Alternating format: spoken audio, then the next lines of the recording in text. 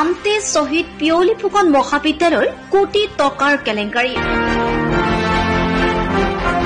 UCC তদন্তকাৰী দলৰ তদন্তত ফাদিল হৈছিল এই ভয়াৱহ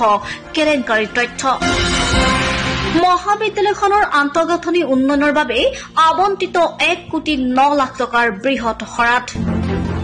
মানৱ সম্পদ গঢ়োতাৰ হাততে লুণ্ঠিত আজি ছাত্ৰ ছাত্ৰীৰ সপোনৰ ভৱিষ্যত গঢ়াৰ কঠীয়াতলি ভেটা ৰক্ষাৰ ৰূপত আছিল নেকি উদৰূপী মহাবিদ্যালয়ৰ অধ্যক্ষ দুৰ্নীতিমুক্ত অসম গঢ়াৰ শ্লোগান দিয়া তথাকথিত অসম প্ৰেমী চৰকাৰ আজি মৌন এই সম্পৰ্কে আলোচনা কৰিবলৈ আমি ষ্টুডিঅলৈ মাতি আনিছো বিশিষ্ট আৰটিআৰ কৰ্মী দিগন্ত শইকীয়াক আহকচোন শুনো তেখেতে কি কয় আপুনি আপোনাৰ সন্তানৰ নাম ভৰ্তি কৰিলেনে অপেক্ষা কিহৰ স্বৰ্ণোজ্জ্বল গৌৰৱময়ী ইতিহাসেৰে কঠোৰ সাধনাৰ অবিচলিত পথেৰে দশকজুৰি মানৱ সম্পদ গঢ়াৰ শুভ্ৰ ধ্বজা বহনকাৰী ঐতিহ্যমণ্ডিত আমগুৰি মহাবিদ্যালয় আপোনাৰ সন্তানৰ বাবে হ'ব পাৰে উন্নত শিক্ষা প্ৰদানেৰে উজ্জ্বল ভৱিষ্যত উপহাৰ দিয়া এখন পলসুৱা উপত্যকা মহাবিদ্যালয়খনে উচ্চতৰ মাধ্যমিক চূড়ান্ত পৰীক্ষাত অসমৰ ভিতৰতে দ্বিতীয় আৰু সপ্তম স্থান দখল কৰি দুবাৰকৈ অঞ্চলটোলৈ গৌৰৱ কঢ়িয়াই আনিছে 1967 চনতে প্ৰতিষ্ঠা লাভ কৰা মহাবিদ্যালয়খনে পঢ়া শুনাৰ ক্ষেত্ৰত কিছু পৰিমাণে দুৰ্বল ছাত্ৰ ছাত্ৰীৰ বাবে বিশেষ শ্ৰেণীৰ ব্যৱস্থা তথা বৃত্তিমুখী পাঠ্যক্ৰমৰ অন্তৰ্ভুক্তি মহাবিদ্যালয়খনৰ ইতিবাচক দিশ নাকৰ দ্বাৰা এ গ্ৰেড লাভ কৰা আমগুৰি মহাবিদ্যালয়ত আপোনাৰ সন্তানটিক নামভৰ্তি কৰাই আপুনি সফলতাৰ অংশীদাৰ হোৱাৰ সুযোগ লাভ কৰিব পাৰে শইকীয়াদেৱ পুনৰবাৰ আসাম লাইভ 7ৰ ষ্টুডিঅলৈ আপোনাক স্বাগতম জনাইছো নমস্কাৰ আমি জ্ঞাত যে নামটি শহীদ পিয়লি ফুকন মহাবিদ্যালয়ৰ সন্দৰ্ভত আপুনি যি আৰটিআই কৰিছিল সেই আৰটিআইত এক ভয়াৱহ কেলেংকাৰী উন্মোচিত হৈছিল আমি পুনৰবাৰ জানিবলৈ চেষ্টা কৰিম সেই কেলেংকাৰী কাৰ দিনত সংঘটিত হৈছিল আৰু কেনেদৰে সংঘটিত হৈছিল এইটো আমি 2015 চনতে আৰটিআই তথ্য যোগেদি পোহৰলৈ আনিবলৈ সক্ষম হৈছিলো আৰু সেই সময়ৰ অধ্যক্ষ আছিল ডাক্তৰ শামছুজ্জামান তেওঁৰ নেতৃত্বতে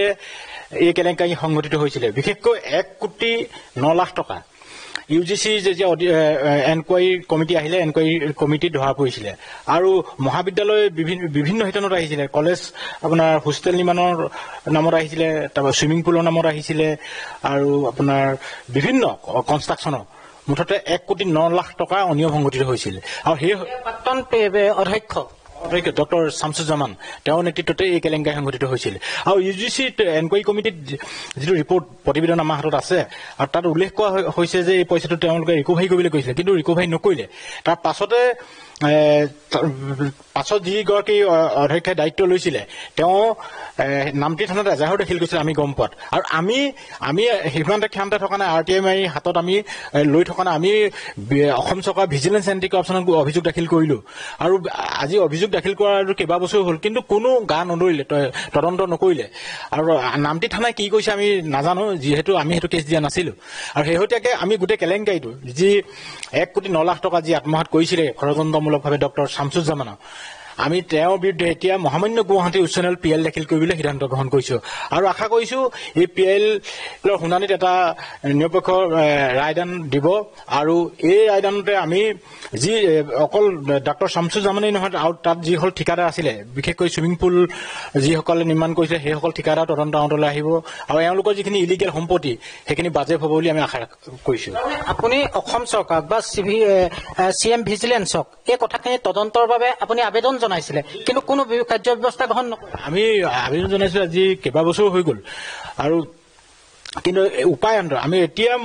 শেষত ভাবিছো যে আমি গুৱাহাটী উচ্চ ন্যায়ালয়ৰ গোটেই বিষয়টো পিএল দাখিল কৰিম বুলি আমি সিদ্ধান্ত গ্ৰহণ কৰিছো আৰু